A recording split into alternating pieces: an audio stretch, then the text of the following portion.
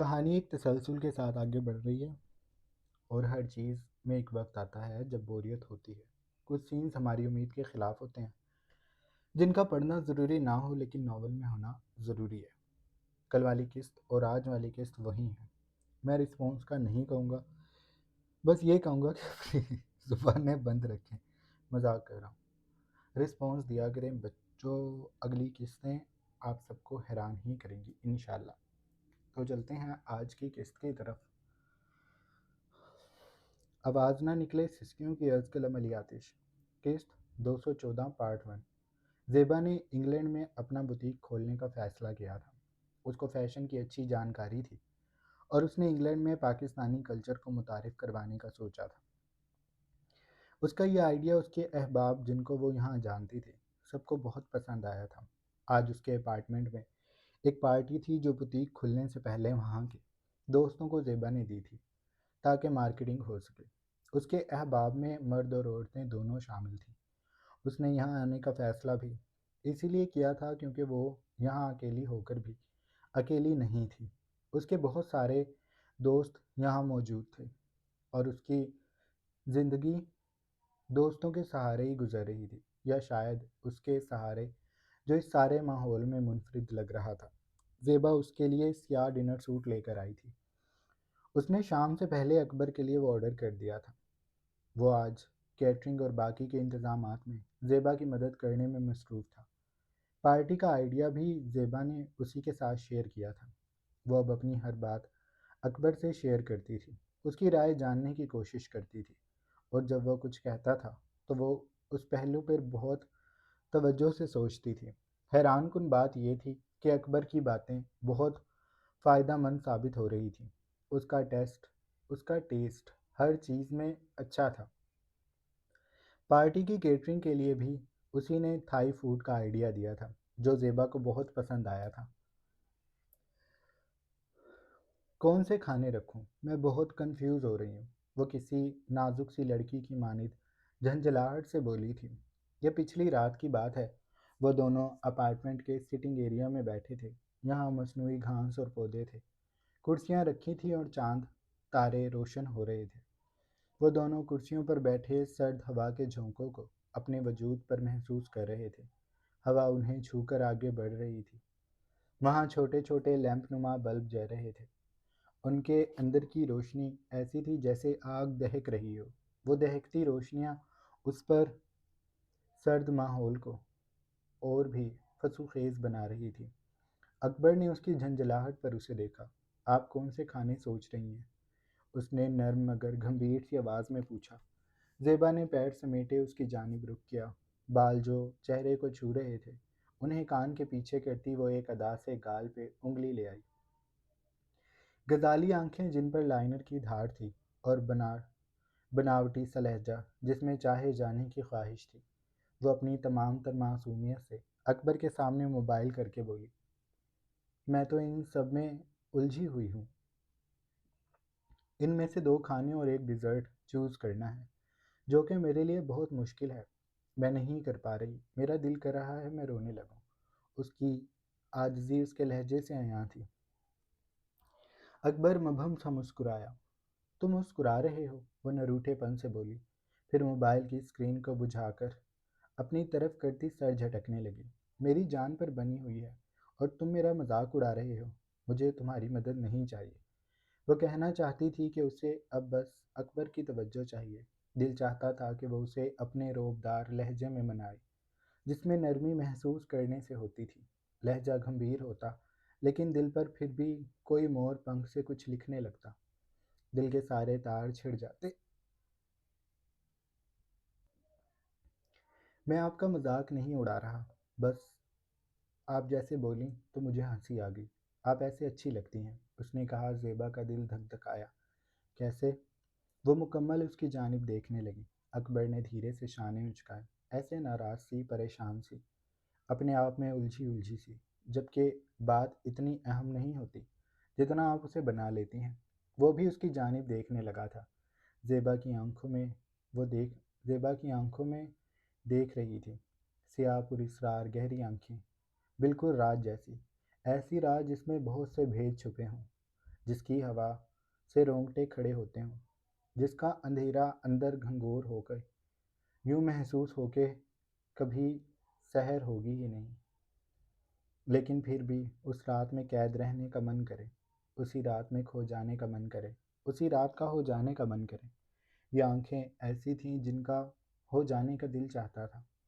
میں آپ کی کچھ مدد کروں؟ اس کے سوال پر زیبا جیسے ہوش میں آئی تھی۔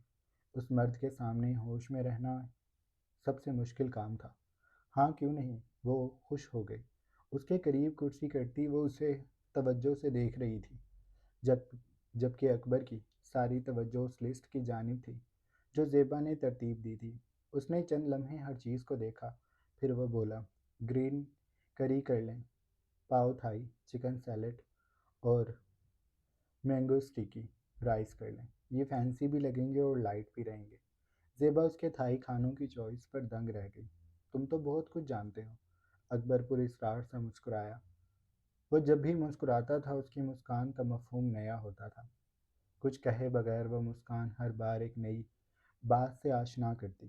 میں پہلے جہاں کام کرتا تھا وہ اکثر غیر ملکی ٹورز پر جاتے تھے، میں ان کے ساتھ ہوتا تھا، اور اس کے علاوہ ان کا پاکستان میں بھی کھانا پینا ایسے ہی ریسٹورنٹس میں ہوتا جہاں رشین تھائی وغیرہ ہوں، تو مجھے ان سب کا اچھا آئیڈیا ہے۔ زیبا نے اسے داد دینے والے انداز میں دیکھا۔ تبھی تمہاری انگلش بھی بہت اچھی ہے۔ اکبر نے سر ہلایا۔ مجھے مختلف زبانیں آتی ہیں، مجھے سیکھتے رہنا اچھا لگتا ہے۔ میں ہر روز کچھ نیا کرنا چاہتا ہوں۔ میں ایک چیز سے جلدی اکتا جاتا ہوں، اس لیے کچھ نہ کچھ نیا کرتا رہتا ہوں۔ زیبا خاموش ہو گئی تھی۔ اکبر نے بھی خاموشی اختیار کر لی تھی۔ کچھ لمحے ہاتھ سے ریت کی طرح یوں ہی پھسلتے رہے، پھر زیبا نے بہت احتیاط سے اسے مخاطب کیا۔ تم سے ایک بات پوچھوں؟ اکبر نے گردن اس بات میں ہلائی۔ آپ میری باس ہیں، مجھ سے پوچھنے کی آپ کو اجازت درکار نہیں ہے۔ زیبا مسکرائی۔ تمہیں برا تو نہیں لگے گا؟ اکبر کی بھویں تھوڑی سی سمٹی۔ آپ کیا پوچھنا چاہتے ہیں؟ زیبا نے گہرا سانس لیا۔ نہیں، رہنے دو، ہو سکتا ہے تمہیں برا لگ جائے۔ وہ ان لڑکیوں کی طرح بات کو ٹال رہی تھی جو شدت سے چاہتی ہیں کہ انہیں دوبارہ کہا جائے کہ وہ پوچھ سکتی ہیں، ان کی منتیں کی جائیں۔ نہیں، برا نہیں مانوں گی، اکبر نے کہا۔ زیبا نے اپنا نچلا لب کچلا۔ دیکھ لو، پلیز برا مت ماننا، میں بہت شرمندہ ہو جاؤں گی اگر تمہیں برا لگ گیا تو۔ اکبر نے تحمل سے کہا، میں برا نہیں مانوں گا، آپ پوچھ سکتی ہیں۔ زیبا چند ثانیے رکی، پھر بولی، تم نے شادی کیوں نہیں کی ابھی تک؟ کیا تمہیں کبھی کوئی نہیں ملی؟ زیبا کی بات پر وہ بغیر چونکے اسے دیکھنے لگا۔ اس کے خاموش ہو جانے پر زیبا نے تیزی سے کہا، پلیز دیکھو، برا مت ماننا، میں بس پوچھ رہی تھی، میرے دماغ میں یہ سوال ایسے ہی آ رہا تھا تو سوچا تم سے پوچھ لوں، پر لگتا ہے تم برا مان گئے۔ اکبر نے سر نفی میں ہلایا۔ نہیں، میں نے برا نہیں مانا، میں جواب سوچ رہا تھا اس بات کا۔ زیبا رک کر اسے دیکھنے لگی، آنکھوں کو پھیلا کر، ایسے کہ ان آنکھوں میں بھول پن نمایاں ہو گیا۔ کیا اس بات کا جواب تمہیں سوچنے سے آئے گا؟ اکبر نے گہرا سانس لیا اور سر ہلا کر وہ بے تاثر تھا۔ کچھ سوالوں کے جواب سوچ کر ہی دینے پڑتے ہیں، اور جب سوال ایسا پیچیدہ ہو تو انسان کو جواب دینے کے لیے کچھ وقت لینا چاہیے۔ زیبا کو اس کی باتیں متجسس کر رہی تھیں۔ ایسا کیا ہوا تھا اکبر کے ساتھ؟ تم اگر مجھے بتانا چاہو تو بتا سکتے ہو۔ اکبر نے نگاہیں اٹھا کر اسے دیکھا کہ زیبا کا اعتماد ڈولنے لگا۔ سیاہ آنکھیں اس پر جمی تو جسم میں سنسنی سی دوڑ گئی۔ مجھے ویسی عورت نہیں ملی جیسی چاہتا ہوں۔ اس کے الفاظ میں زہر تھا، دھوئیں جیسا زہر جو چپکے چپکے ہر طرف پھیلنے لگا۔ سرد خنک رات میں وہ زہر اتر آیا تھا اور اوس بن کر زیبا کے اعصاب پر برس رہا تھا۔ زیبا ٹرانس میں بولی، تمہیں کیسی عورت چاہیے تھی؟ سیاہ نگاہیں اس پر جمی تھیں، ایسے جیسے ناگ انسان کو ساکت کر دیتا ہے۔ زیبا بھی جنبش نہیں کر پا رہی تھی۔ ایک با اعتماد اور با ہمت عورت، مضبوط اعصاب والی۔ زیبا یکا یک آئینے کے سامنے کھڑی ہو گئی۔ وہ خود کو ہر پہلو سے دیکھنے لگی۔ با اعتماد، با ہمت، مضبوط، اس کی ذات کے تین پہلو۔ اور زیبا نے پوچھا، وہ مجھ سے میچور ہو، وہ کہہ کر تیزی سے اٹھا اور چلا گیا۔ اس کے جاتے ہی اوس بھی چھٹ گئی اور سحر بھی ٹوٹ گیا۔ ناک کی سیاہ آنکھیں اس پر سے ہٹ گئی تھیں۔ زیبا اب سانس لے پا رہی تھی۔ اس نے دل کی سست پڑتی دھڑکنوں کو بے ساختہ چھوا۔ میچور چوتھا پہلو بھی اسی میں تھا۔ تو یہ کیا تھا؟ اظہار یا بس ایک رائے جو زیبا نے اس سے مانگی تھی؟ وہ سمجھ نہ سکی۔ گردن موڑ کر وہ اندر کی جانب دیکھنے لگی جہاں اکبر جا رہا تھا۔ اس کا رخ اپنے کمرے کی جانب تھا۔ کمرے کا دروازہ بند ہونے کے بعد بھی زیبا اس کمرے کو دیکھتی رہی تھی۔ الفاظ اس کے گرد بازگشت کر رہے تھے۔ جس وقت زیبا کا آرڈر کیا ہوا سیاہ ڈنر سوٹ گھر پہنچا تو وہ پرجوش تھی۔ وہ اکبر کے پاس پہنچی۔ اکبر اس وقت فون پر کسی سے بات کر رہا تھا۔ گھر میں کیٹرنگ کے ویٹرز آ گئے تھے اور وہ انتظامات کر رہے تھے۔ اکبر فریش فلاورز منگوانے کے لیے فون پر بات کر رہا تھا کہ تبھی زیبا اس کے سامنے آئی۔ اس کے چہرے پر شوق سی مسکراہٹ پھیلی ہوئی تھی۔ اکبر نے اسے سامنے دیکھ کر کال بند کر دی تھی۔ پھر وہ زیبا کی جانب متوجہ ہوا۔ اس کی آنکھوں میں سوال دیکھ کر زیبا نے اپنے ہاتھ میں موجود بڑے سے ڈبے کو اس کے سامنے کیا۔ یہ میں نے تمہارے لیے منگوایا ہے، تم آج شام کو یہ پہنو گے۔ اکبر نے اپنی جینز کی پاکٹ میں موبائل ڈال کر ہاتھ آگے بڑھایا۔ نہ سمجھی سے ڈبے کو تھام کر اس نے اسے کھولا تو اس میں برانڈڈ سیاہ ڈنر سوٹ موجود تھا۔ یہ آپ نے میرے لیے منگوایا ہے؟ اسے جیسے یقین نہیں آیا تھا۔ اس کی آنکھوں میں حیرت تھی۔ زیبا نے گہری مسکراہٹ کے ساتھ شانوں کو اچکایا۔ ہاں، یہ میں نے تمہارے لیے ہی منگوایا ہے۔ اب میں یہ ڈنر سوٹ اپنے لیے تو منگوانے سے رہی۔ وہ مصنوعی ناراضی سے بولی تو اکبر مدھم سا مسکرایا۔ پھر اس نے ڈبے کو دوبارہ بند کیا اور اسے زیبا کی طرف کرتے ہوئے وہ بولا، یہ بہت مہنگا ہے، میں یہ نہیں لے سکتا۔ زیبا کو اس کا انکار برا لگا۔ اب کی بار اس کی آنکھوں میں جو ناراضی تھی وہ حقیقی تھی۔ اتنا بھی مہنگا نہیں ہے، اور گفٹ تو گفٹ ہوتا ہے، مہنگا سستا نہیں دیکھتے۔ میں نے یہ تمہارے لیے بہت دل سے منگوایا ہے، تم پہنو گے تو مجھے اچھا لگے گا۔ اکبر نے سمجھنے والے انداز میں سر کو ہلایا۔ میں آپ کے جذبات کی قدر کرتا ہوں، لیکن میں کسی سے بھی اتنے مہنگے تحائف نہیں لیتا۔ مجھے اچھا لگے گا اگر آپ یہ واپس کر دیں گے۔ میرے پاس کپڑے ہیں، آپ بے فکر رہیں، میں اچھے کپڑے ہی پہنوں گا۔ زیبا کی مسکراہٹ سمٹ گئی۔ اس کی آنکھوں میں افسوس نمایاں ہونے لگا۔ اس نے بے حد خاموشی سے اس ڈبے کو اکبر کے ہاتھ سے تھاما اور پھر آنکھوں کو اٹھا کر اکبر کی سیاہ آنکھوں میں دیکھتے ہوئے وہ یاسیت سے بولی، آج میں بہت خوش تھی، لیکن تم نے مجھے ہرٹ کر دیا۔ وہ کہہ کر رکی، گہرا سانس بھرا، پھر زخمی سی مسکراہٹ سے گویا ہوئی، پر خیر، تمہاری مرضی، تم نے نہیں لیا کوئی بات نہیں، میں اسے پھینک دیتی ہوں۔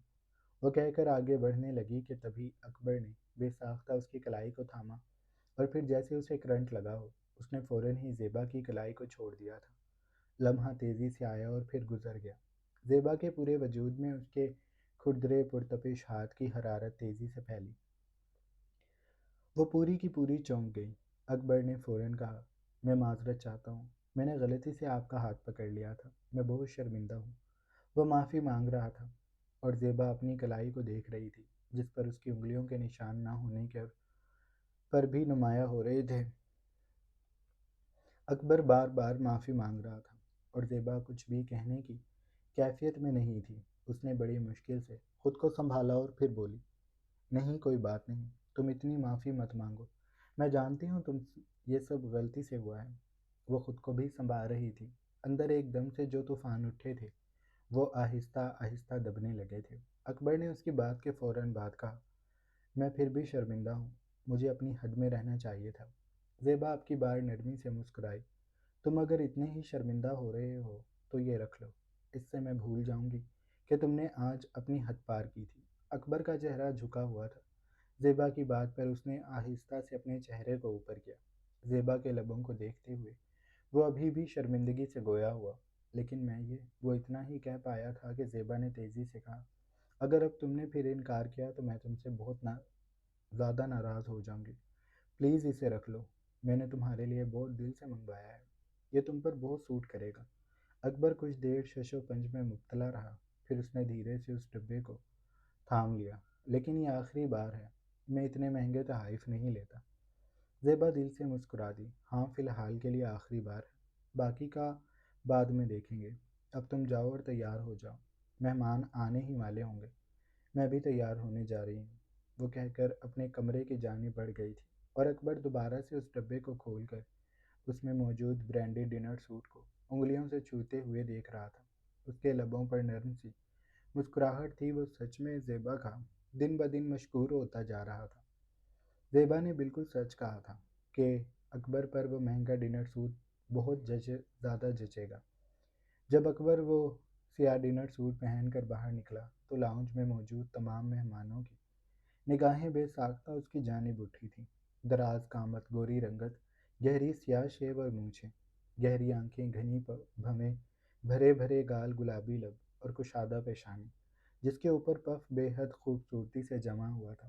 اس کی شخصیت میں ایک ایسا سحر تھا کہ تمام لوگ اس کی جانب دیکھنے لگے تھے، اور وہ اتنے سارے لوگوں کو یوں اچانک اپنی طرف متوجہ پا کر ٹھہر گیا۔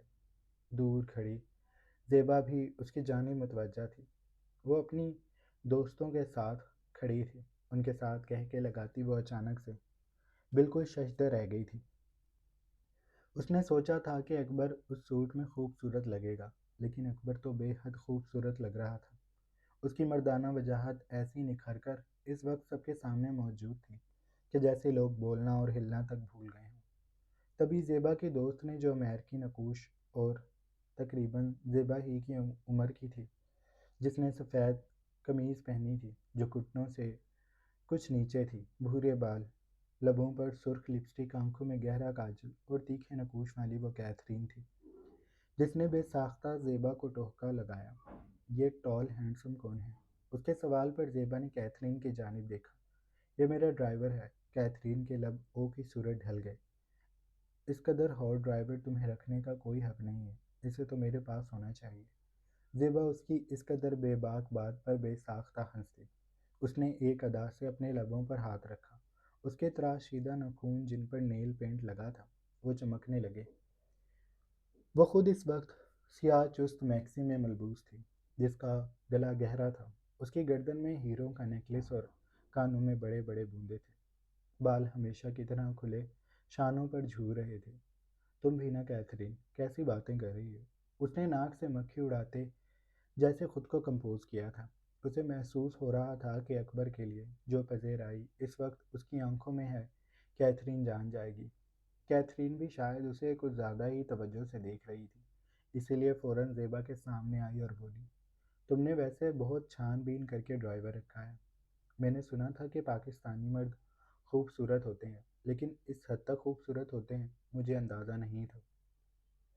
آج مجھے لگ رہا ہے کہ میری گاڑی خراب ہو جائے گی یا میرے ڈرائیور کو موت آ جائے گی اور میں اس ہاٹ ہنک کے ساتھ جاؤں گی، اور شاید صبح یہ تمہیں بھول جائے، میں دعویٰ کر سکتی ہوں۔ اس کی بات پر وہاں پر موجود باقی کی دو عورتیں بھی ہنس دیں۔ وہ دونوں بھی دلچسپی سے اکبر کی جانب دیکھ رہی تھیں، اور اکبر اب سب کو نظر انداز کرتا تیزی سے ویٹرز کی جانب بڑھ گیا تھا۔ وہ اپنے کام میں مصروف ہو چکا تھا، لیکن ان چاروں عورتوں کی نگاہیں اسی پر تھیں۔ کیتھرین کی بات پر زیبا نے اسے آنکھیں دکھائیں۔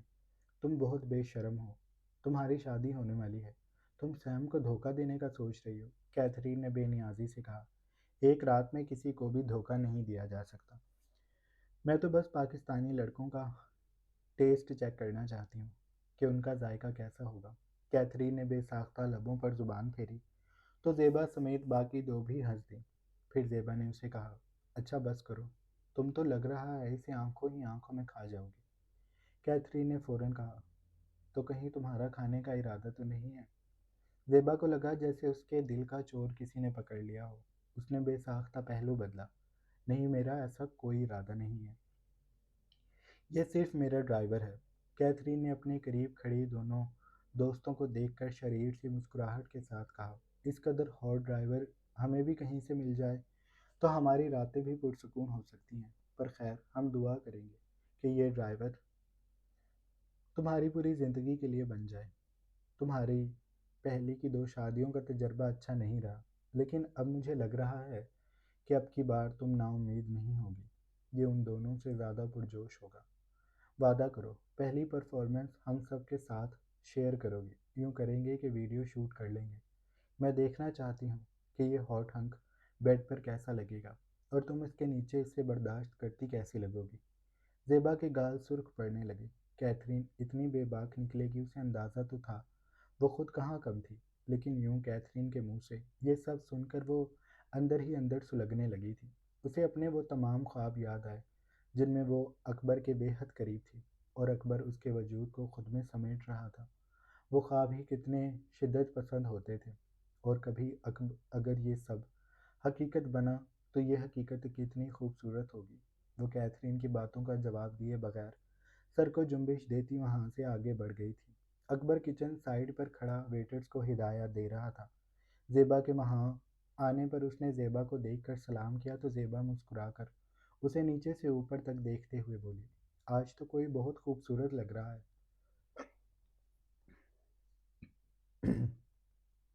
زیبا کی بات پر وہ بے ساختہ مسکرا دیا۔ آپ بھی اچھی لگ رہی ہیں۔ زیبا نے ناک سے مکھی اڑائی۔ اب تو تم حساب برابر کر رہے ہو یا پھر جھوٹ بول رہے ہو؟ اکبر نے فوراً کہا، نہیں میں جھوٹ نہیں کہہ رہا۔